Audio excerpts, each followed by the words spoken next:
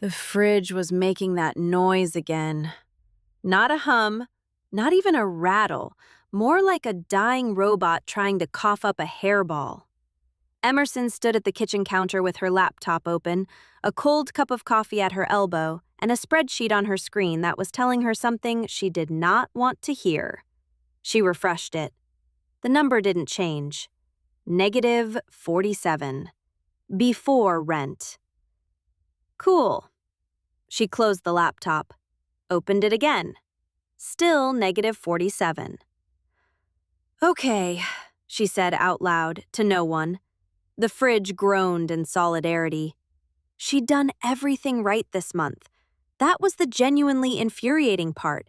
She'd made the budget, stuck to it, bought the store brand everything, skipped the iced coffee she very much deserved, and somehow, she was still watching her checking account do a slow, dramatic collapse. Like a building being demolished on purpose, except she was inside it.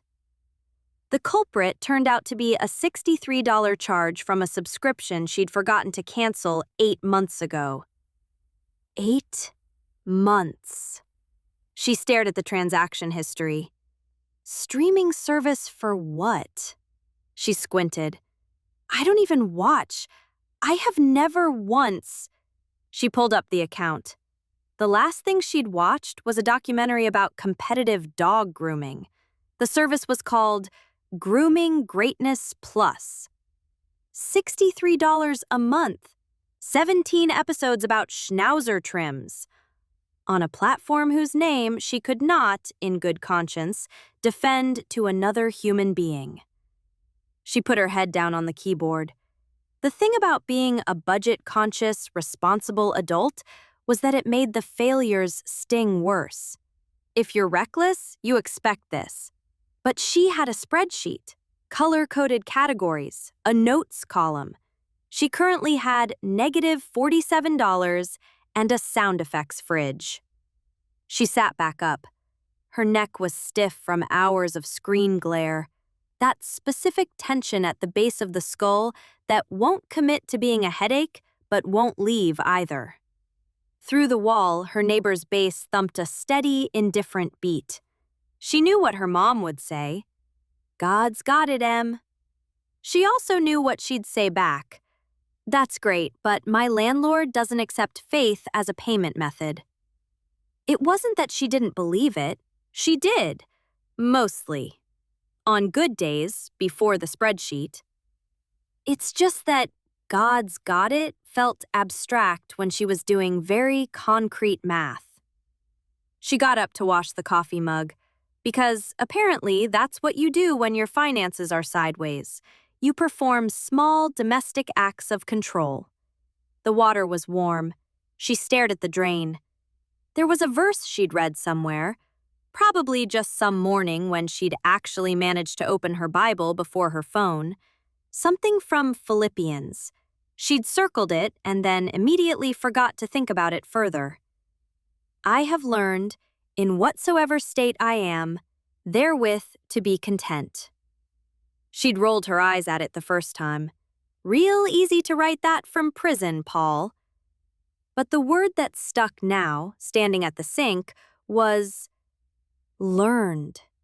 Not, I was born content.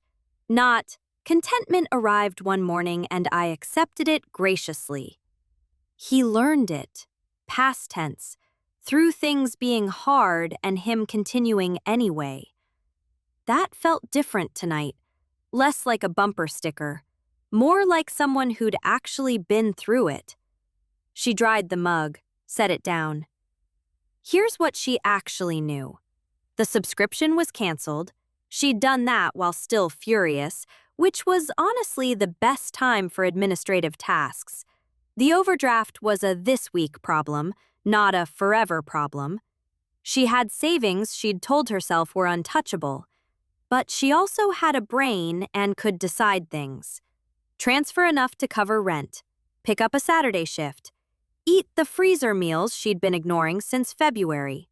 Not glamorous, not a sign from heaven, just the next 3 steps. She opened the laptop. Canceled the subscription. Confirmed. Opened the savings transfer. Typed the number. Hovered over the button. Okay, she said again. Different this time. She clicked it. The fridge made its noise. She pointed at it. You're next. She didn't mean it. Couldn't afford a new fridge, and they both knew it. But it felt good to say.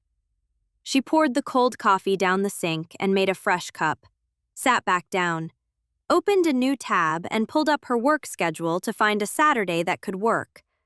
No lightning bolt, no sudden peace that passed all understanding, though she would have taken it. Just Emerson at her kitchen counter, figuring it out. One step, then the next. That was what learned looked like from the inside. Hey, thanks for listening. I'll be back every Tuesday and Thursday with a new one. If you got time, click on the link on the screen and we'll keep it going. Until next time, see ya!